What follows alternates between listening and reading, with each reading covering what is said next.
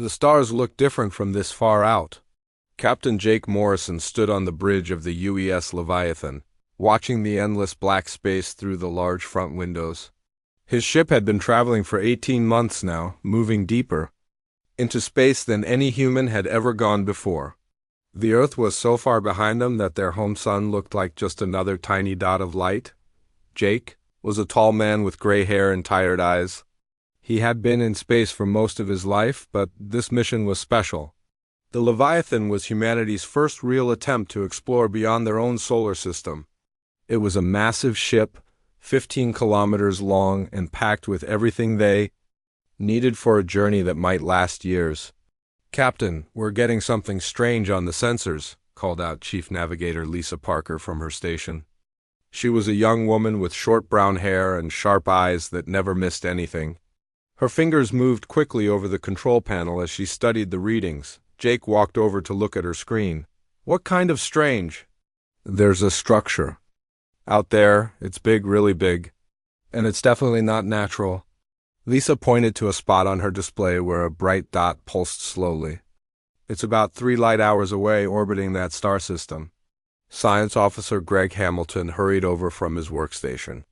He was a thin man with glasses who got excited about every new discovery. "Captain, I'm picking up energy readings.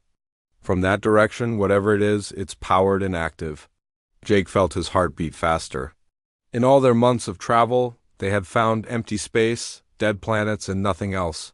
Now they had discovered something that might be proof of alien life. "Can you tell what it is?" "Not from here," Greg said, adjusting his glasses. "We need to get closer, a lot closer." The bridge was quiet except for the soft hum of the ship's systems. Jake looked around at his crew. They were all watching him, waiting for his decision. These people had followed him into the unknown, trusting him to keep them safe and maybe find something amazing.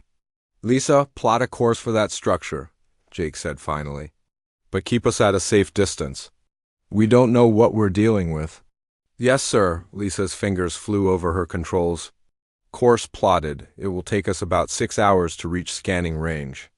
As the Leviathan changed direction, Jake walked to the communications station where Ben Rogers was working.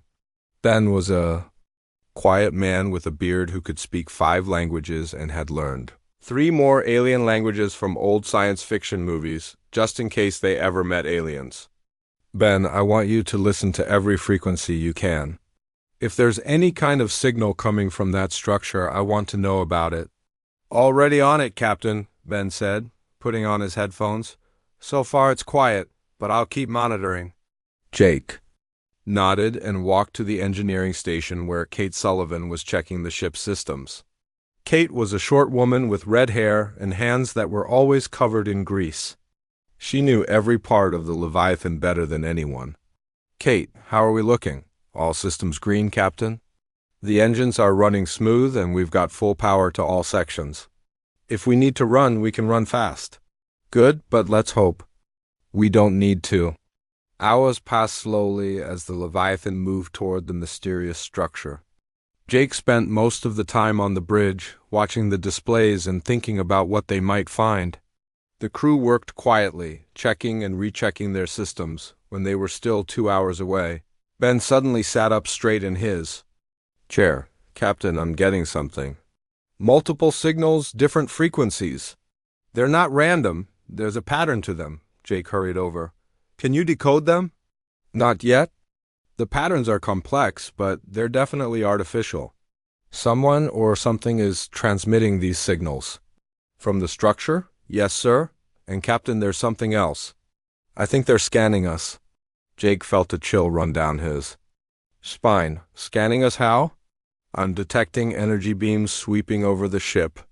They're not harmful, but they're definitely gathering information about us." Greg looked up from the science station. "Captain, I'm getting better readings on the structure now. It's enormous, maybe 50 kilometers across. And it's not just one building, it's like a whole city in space." "A space station?" "More than that. I'm seeing multiple levels, docking bays, what might be living areas." "Captain, I think we found an alien civilization." The bridge fell silent again. Jake looked at the dot on the display that was slowly growing larger. Somewhere out there, alien beings were looking back at them, probably wondering the same things they were wondering. "Captain," Lisa said quietly, "should we send a message? Let them know we're peaceful?" Jake thought about it. First contact with an alien race was something humans had dreamed about for centuries. But it was also something that could go very wrong very quickly. Not yet. Let's see what they do first. Ben, keep monitoring those signals. Greg, I want to know everything you can tell me about that station.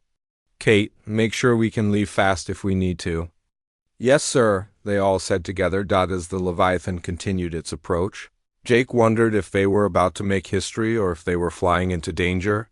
The alien station grew larger on their screens, and more signals filled the communication channels. Whatever was about to happen, Jake knew that humanity would never be the same. Behind them, Earth was just a memory. Ahead of them, the unknown waited. The alien station was now close enough to see clearly on the main screen. Jake Morrison stood behind his crew, watching as the massive structure filled their view. It was unlike anything humans had ever built. The station had curved walls that seemed to flow like water, and bright lights that pulsed in colors Jake had never seen before. "Ben, what are those signals telling us?" Jake asked. Ben Rogers pulled off his headphones and turned around. His face was pale and excited. "Captain, I've been listening for 3 hours now. The signals are getting stronger, and I think I'm starting to understand some patterns. They're using mathematics, but not the way we do." "What do you mean?" "They count in groups of 8 instead of 10. And they're sending us prime numbers, but they're doing it in a way that shows they understand complex math." "Captain, whoever these beings are, they're smart." Jake nodded. "Greg, what else can you tell me about the station?" Science Officer Greg Hamilton looked up from his instruments. "It's incredible, Captain. The station is using energy sources I can't identify. The power output is massive, enough to run a small city. And I'm detecting what might be artificial gravity systems." "Artificial gravity? How?" "I have no idea. Our science says it should be impossible, but the readings don't lie. They're doing things with physics that we haven't figured out yet." "Kate." Sullivan called out from the engineering station. "Captain, our engines are running fine, but I'm getting some strange readings from the hull sensors. It feels like something is scanning us, really deep scans." "Are they dangerous?" "I don't think so. It's like they're taking pictures of every part of our ship, inside and out. They probably know more about the Leviathan now than we do." Lisa Parker looked up from her navigation controls. "Captain, we're being hailed." Jake's heart jumped. "Hailed? You mean they're trying to talk to us?" "I think so. I'm getting a signal on the main communication channel. It's not like anything we use, but it's clearly directed at us." Jake looked around at his crew. This was the moment they had all been waiting for and dreading. "Put it on the main speakers." The bridge filled with strange sounds. It wasn't music, but it wasn't just noise either. There were patterns in the sounds, like a language, but unlike any human language. The tones rose and fell in waves, and sometimes there were clicking sounds mixed in. "Ben, can you make sense of this?" Ben was already working at his station, recording everything. "Not yet, Captain. But I think they're trying to establish communication. Some of these sound patterns are being repeated, like they're showing us their basic words. Should we respond?" "I think we should, but carefully. Let me try sending back some of their patterns first to show we're listening." Jake nodded. "Do it." Ben worked his controls, and the speakers played back some of the alien sounds. The response was immediate. The alien signals changed, becoming more complex, but also more organized. "They heard us," Ben said with excitement. "They're changing their approach?" "I think they realize we're trying to communicate." Greg was studying his readings. "Captain, I'm detecting movement around the station. Ships, I think, small ones, but they're moving in our direction." Jake felt his muscles tense. "How many?" "At least 12. They're not big, maybe the size of our shuttles. But they're fast. And they're heading straight for us."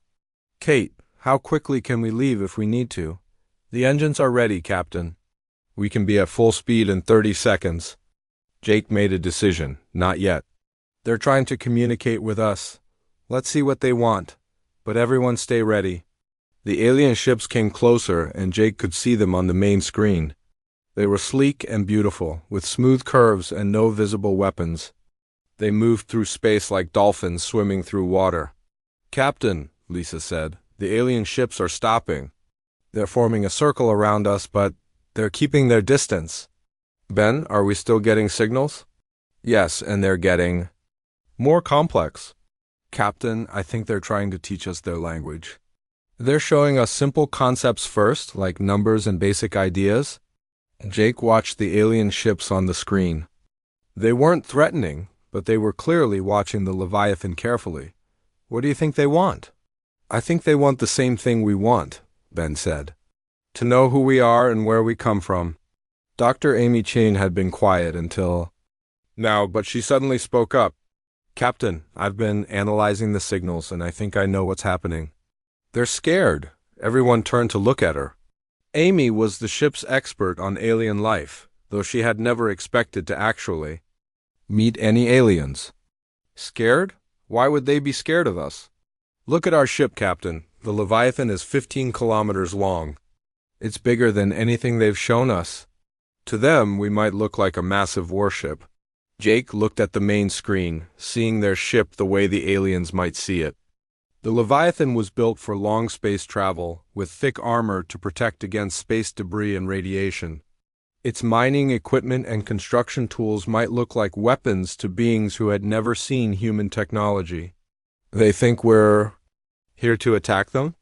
"Maybe, or maybe they're just being careful." Think about it.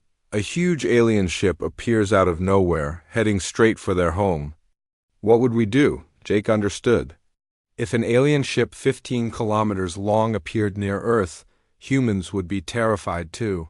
"Ben, can you send them a message showing we're peaceful?" "I can try."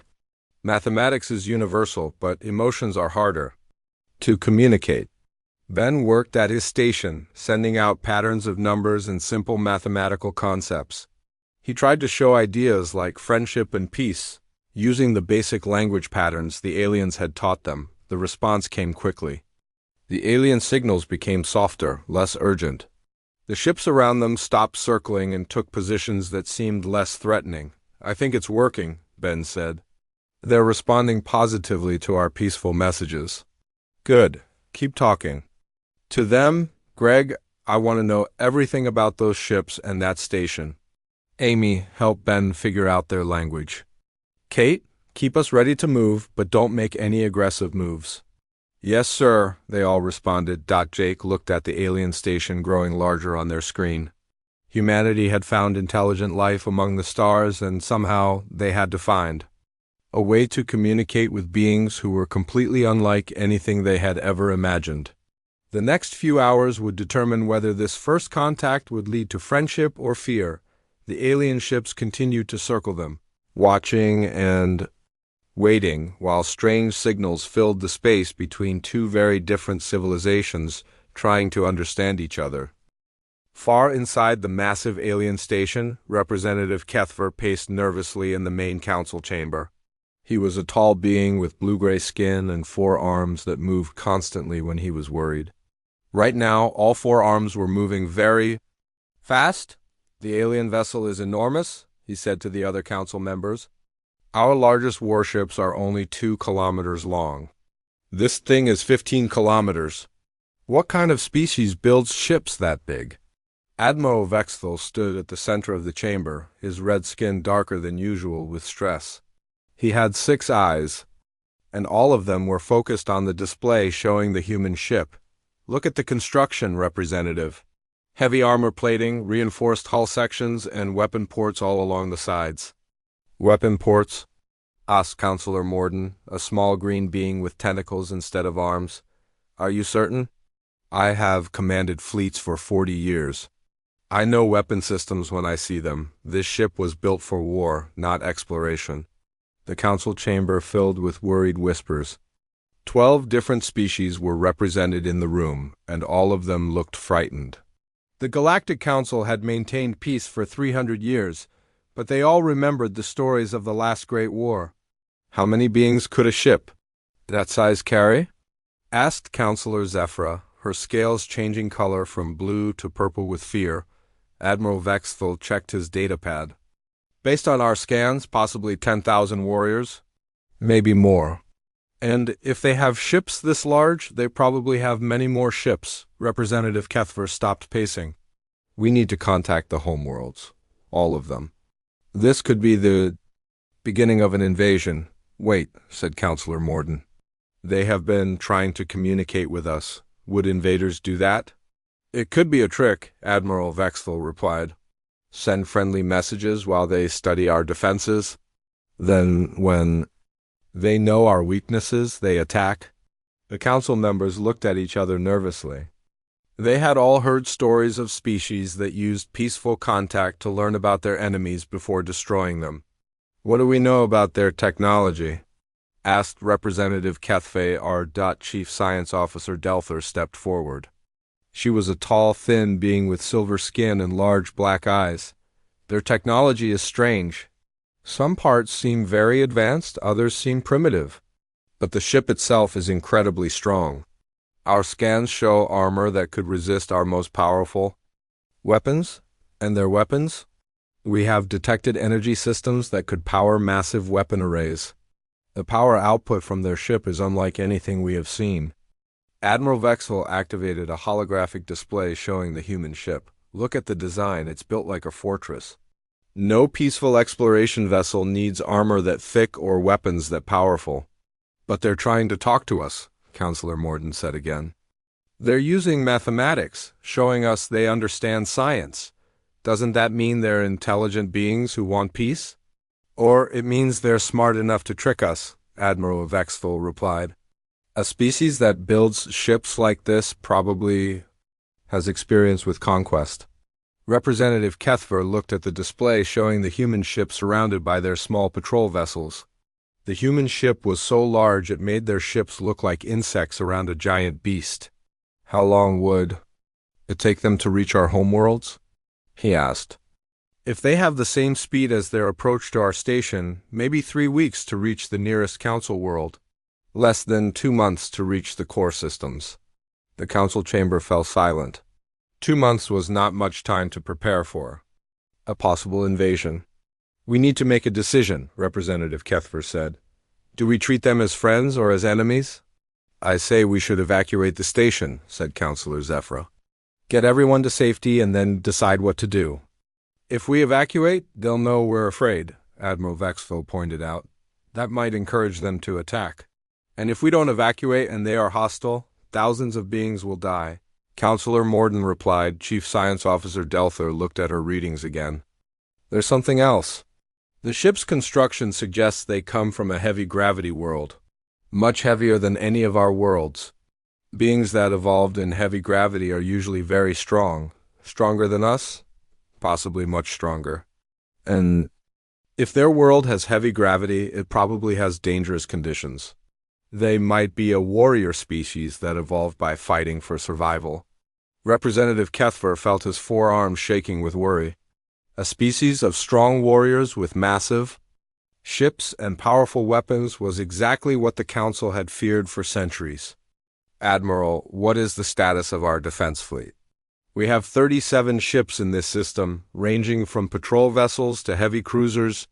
Our largest ship is the Cosmic Defender with a crew of 800, against a ship that might carry 10,000 warriors. Our ships are faster and more maneuverable. But if they have more ships like this one, we would be greatly outnumbered. What about the other council fleets? The nearest major fleet is 4 days away. We could call for help, but it would take time for them to arrive. Representative Kethver walked to the large window that looked out at the human ship. Even from this distance, it looked huge and threatening. Its dark hull reflected no light, making it look like a piece of space that had been cut out and shaped into a weapon. They're still sending communication signals, reported Communications Officer Yelton. The same mathematical patterns and peaceful symbols. Oh, what we think are peaceful symbols, Admiral Vexthal said. We could be wrong about what they mean. Should we respond? Representative Kethver thought carefully. If the aliens were peaceful, Refusing to communicate would be a terrible mistake. But if they were hostile, talking to them might give them information they could use against the Council. Continue monitoring their signals, but don't respond yet. I want to know more about them before we reveal anything about ourselves. Yes, sir. And Admiral, I want the defense fleet ready for battle. If these aliens are here to conquer, we need to be prepared to fight. The fleet is already at combat readiness, Representative. All ships are powered and armed. Representative Kethfer looked around the council chamber at the frightened faces of his fellow representatives. In 300 years of peace, none of them had ever faced a threat like this. The human ship sat in space near their station, silent and massive and full of unknowns. "May the stars help us all," he whispered, watching the dark shape of humanity's first starship as it waited in the cold space between their worlds. Captain Jake Morrison watched the alien ships through the main screen. What had started as 12 small vessels had grown into a fleet of 37 ships of different sizes. They formed a wide circle around the Leviathan, keeping their distance, but clearly watching every move. "Captain," Chief Security Officer Ryan Brooks said from his station, "those ships have been getting closer over the past hour. They're still far away, but they're definitely moving in." Ryan was a big man with short black hair and careful eyes. He had been a soldier before joining the space program, and he knew what military formations looked like. "Sir, this looks like they're surrounding us." Jake felt his stomach tighten. "Are their weapons active?" "I can't tell for sure, but their ships are definitely powered up. Energy readings are high across their entire fleet." Kate Sullivan looked up from her engineering station. "Captain, I'm detecting some kind of energy buildup from several of their larger ships. It could be weapons charging, or it could be something else. How long would it take us to get out of here?" "If we run at full speed, maybe 10 minutes to clear their formation. But Captain, some of those ships look fast. They might be able to catch us." Jake looked around at his crew. They had come out here to explore and make peaceful contact with alien life. Instead, they seemed to be in the middle of a standoff with beings who thought they were enemies. "Then, any progress on communication?" Ben Rogers pulled off his headphones and shook his head. "I'm still getting signals from them, but they've changed. Before, they were trying to teach us their language. Now the signals seem more urgent, more demanding." "Demanding what?" "I'm not sure, but the tone has definitely changed. They're not as friendly as they were before." Dr. Amy Chen had been quiet, studying the alien signals and ship movements. "Captain, I think they're scared of us." "Scared? Why would they be scared?" "They have almost 40 ships, and we have one. Look at it from their point of view. We're a completely unknown species with a ship that's bigger than anything they've shown us. We appeared out of nowhere, heading straight for their home. They probably think we're scouts for an invasion force." Jake hadn't thought about it that way. The Leviathan was built for long-distance exploration, which meant it needed to be big and strong. But to aliens who had never seen human technology, it might look like a warship. So what do? We need to show them we're not a threat. But that's going to be hard when we don't speak their language and our ship looks like it was built for war. Lieutenant Commander Dan Foster spoke up from his position at the tactical station. "Captain, we could try powering down our systems, show them we're not preparing for battle." Don was a thin man with gray hair who had been Jake's second in command for 5 years. He was always calm in dangerous situations, which made his worried expression even more concerning. "That's risky," Kate said. "If they decide to attack, we won't be able to defend ourselves or run. But if we keep our systems powered up, they might think we're preparing to attack them," Amy pointed out. Jake made a decision. "Kate, power down the mining equipment and construction tools. Those probably look like weapons to them. But keep the engines and life support at full power." "Yes, sir." As Kate worked her controls, the energy readings from the Leviathan changed.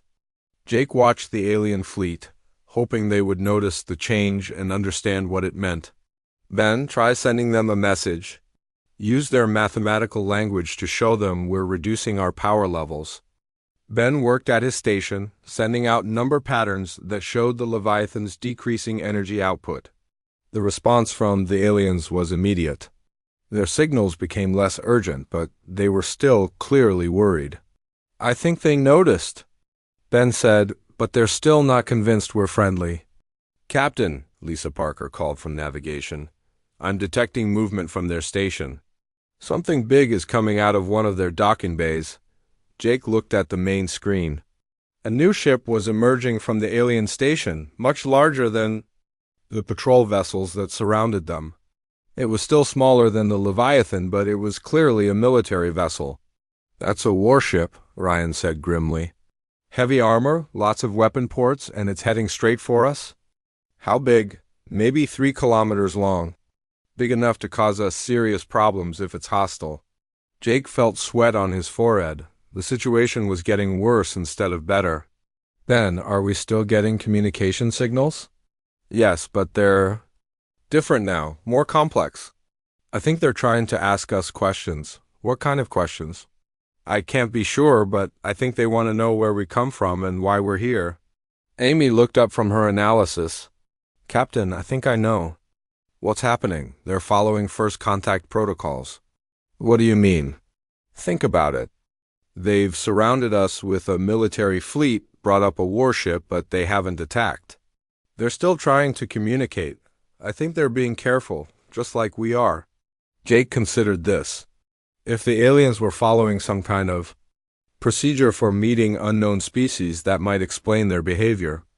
They were being cautious, not necessarily hostile.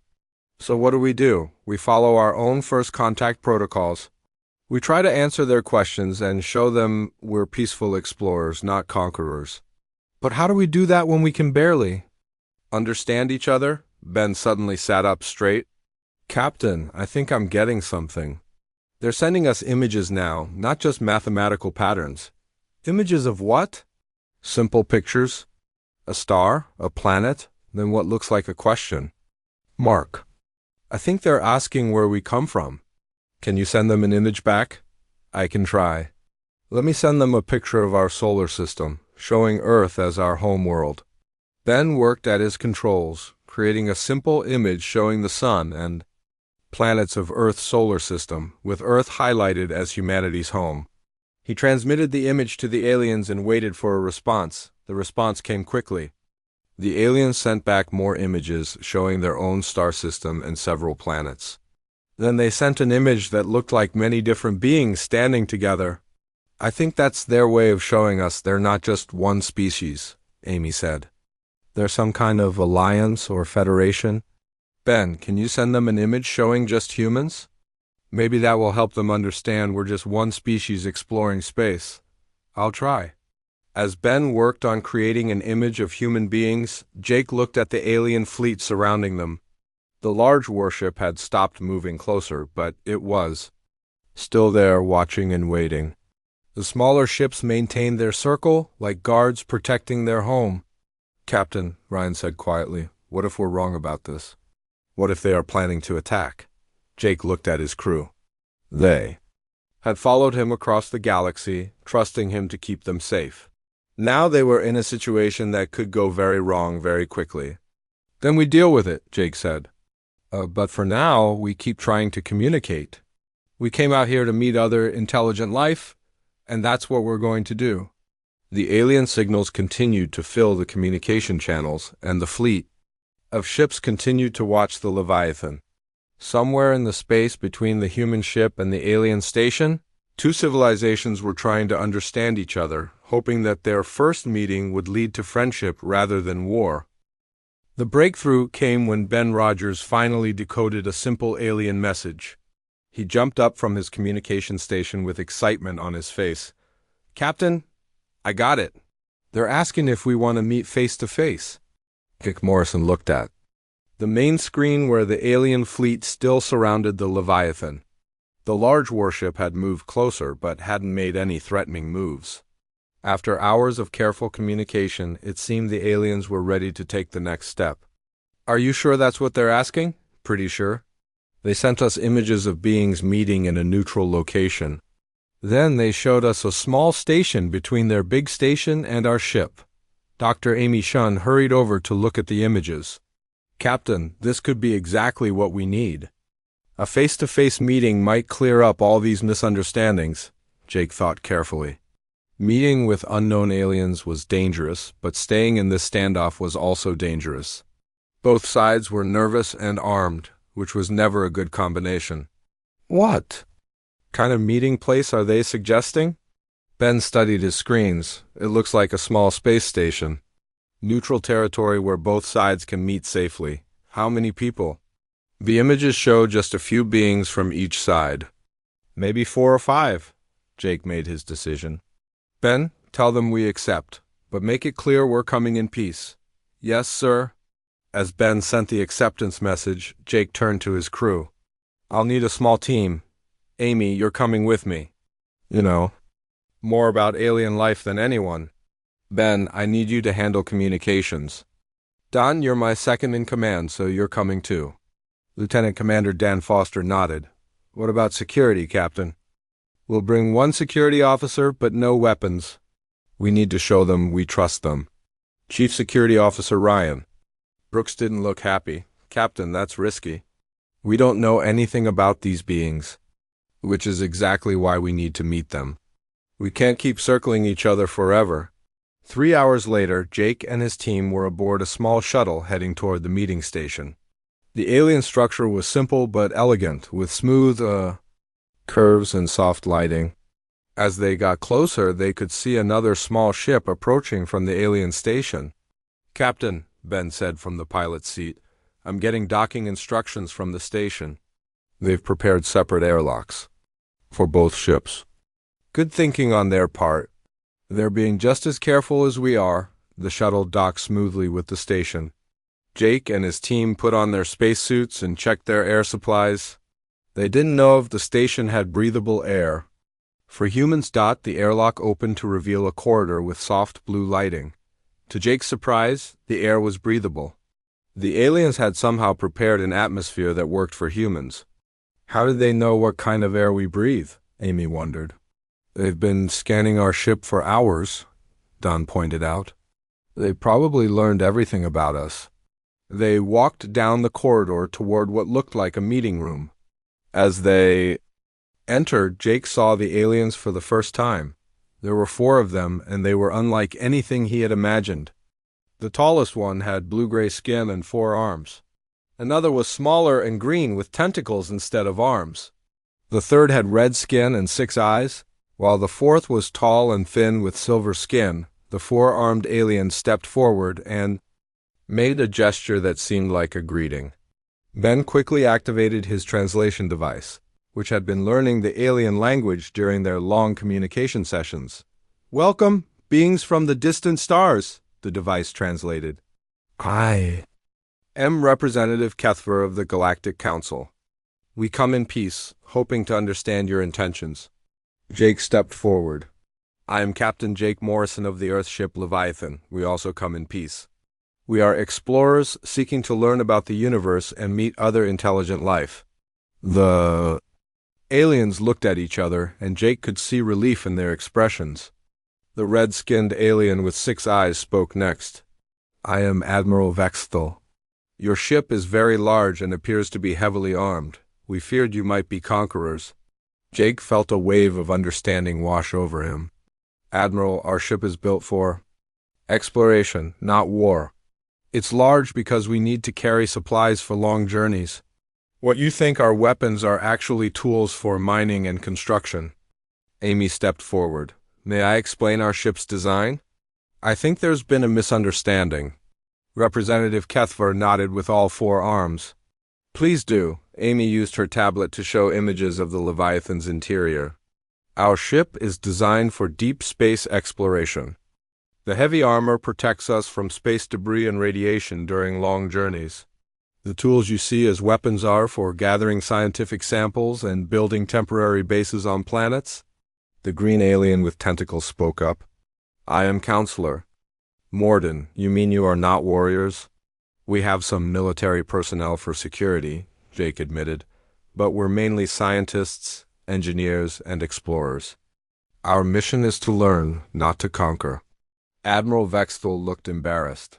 We have made a grave error. Your ship's size and construction made us think you were a military force. And your defensive actions made us think you were hostile, Don added. We were both being careful, but we misunderstood each other's intentions. Representative Kethver's forearms moved in what might have been laughter. We have been afraid of each other for no reason. You are explorers and we are a peaceful alliance of worlds. We should be friends, not enemies. The silver-skinned alien finally spoke. I am Chief Science Officer Delther. We have been studying your technology. It is different from ours, but very impressive. You have solved problems in ways we never considered. We'd love to learn about your technology too, Amy said. Especially your artificial gravity systems. Our science says they should be impossible. Perhaps. We can exchange knowledge, Delther suggested. Both our civilizations could benefit. Jake felt excitement building. This was what they had hoped to find when they left Earth. Not just proof of alien life, but intelligent beings they could learn from and work with. Representative Kethver, we would be honored to establish formal relations between humanity and your Galactic Council. The honor would be ours, Captain Morrison. It has been 300 years since a new species joined our alliance. Your people would be welcome among us. Admiral Vexthal looked thoughtful. Captain, I must apologize for our military response. Your ship appeared so suddenly and was so large we feared the worst. No apology needed, Admiral. We would have reacted the same way if your positions were reversed. The meeting continued for several hours as both sides shared information about their civilizations. Jake learned that the Galactic Council included 12 different species from dozens of worlds. The aliens learned that humanity was just beginning to explore space and had come from a single planet far from Council territory. When the meeting finally ended, Jake felt like they had accomplished something historic. Humanity had not only made contact with alien life but had been invited to join a galactic community. As they prepared to leave the station, Representative Kethver made one final statement. Captain Morrison, your ship frightened us when it first appeared, but now we see it as a symbol of human determination and engineering skill. You have traveled farther from your home than any of our species did in their early space exploration. Thank you, Representative. We look forward to a long friendship between our peoples. Months later, the Leviathan was docked at the main council station. The massive human ship no longer looked threatening to the aliens. Instead, young beings from across the galaxy came to tour the vessel and meet the humans who had crossed the void between stars to find them. Jake stood on the observation deck, watching alien children press their faces against the windows to get a better look at the humans inside. What had started as a moment of fear and misunderstanding had become the beginning of a new era for both humanity and the Galactic Council. The stars no longer looked empty to Jake. Now he knew they were full of friends waiting to be discovered.